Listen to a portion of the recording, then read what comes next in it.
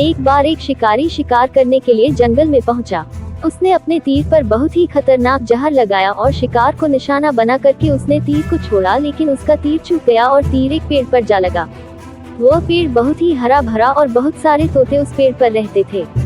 जैसे ही वह जहरीला तीर उस पेड़ पर जाकर लगा, वह पेड़ धीरे धीरे सूखने लगा और उस पेड़ पर जो भी तोते रहते थे वह एक एक करके उस पेड़ को छोड़कर जाने लगे।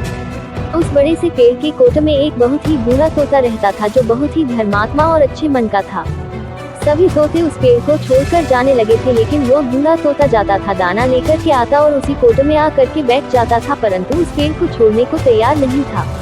बूढ़े तोते के साथियों ने कई बार आकर के उसे समझाया कि यह पेड़ सूख रहा है और किसी दिन गिर भी जाएगा, चलो किसी और पेड़ पर चल कर रहा जाए, परंतु वह बूढ़ा तोता वहाँ से जाने को तैयार नहीं हो रहा था। अब यह बात देवराज इंद्र तक पहुंची। उन्हें बताया गया कि एक तोता है, वह जिस पेड़ पर रहता है उस पेड़ पर एक जहरीला तीर लगने के कारण सूखने, गिरने और खत्म होने के कगार पर आ पहुंचा है और एक बूढ़ा तोता अभी भी वहीं पर रह रहा है। वह दाना लेकर आता है और वहीं पर रहता है, जबकि उस जंगल में बहुत सारे पेड़ हैं, लेकिन वह उसी पेड़ पर रह रहा है। देवराज इंद्र प्रकट हुए और उस बूढ़े तोते से कहने लगे कि आप बहुत धर्मात्मा हैं, बहुत ही अच्छे मन के हैं, लेकिन आप इस पेड़ को छोड़कर किसी और पेड़ पर चले जाइए, क्योंकि यह पेड़ कुछ ही दिनों में गिर जाएगा। तालाब के पास में बहुत से बड़े बड़े हरे भरे पेड़ हैं, बड़े बड़े कोटे हैं, उन पेड़ों पर फल भी लगे हुए हैं, उन्हें वहीं पर तोड़कर खा सकते हैं, परंतु यहाँ से आप चले जाए। तोता बोला, माफ कीजिएगा, इस पेड़ ने मुझे जीवन दिया है, शिकारियों से मेरी रक्षा की है, हर मौज में मेरे साथ रहा है, ये कोट मेरा घर है, यहाँ मैं पला बड़ा हूँ, इस पेड़ को मैं छोड़कर कैसे जा सकता हूँ? इस पर संकट आया है तो क्या मैं इसे छोड़कर चला जाऊँ? मैं ऐसा कभी नहीं कर सकता।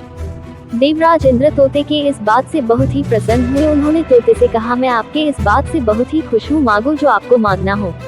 उस बूढ़े तोते ने कहा, मुझे बस इतना मांगना है कि जिस पेड़ ने मुझे जन्म दिया, जहाँ मैं रहा पला बड़ा, जिसे आप मेरा जन्मभूमि कह सकते हो, आप इसे फिर से वैसा ही हरा भरा कर दो जैसा यह था। देवराज इंद्र ने अमृत से उस पेड़ को सिंच दिया और पहले की तरह हरा भरा कर दिया। अब वापस से उस पेड़ पर आकर के बाकी तोते रहने लगे। वह बूढ़ा तोता कुछ समय तक और जिंदा रहा, फिर उसकी मृत्यु हो गई और वह स्वर्ग में चला गया।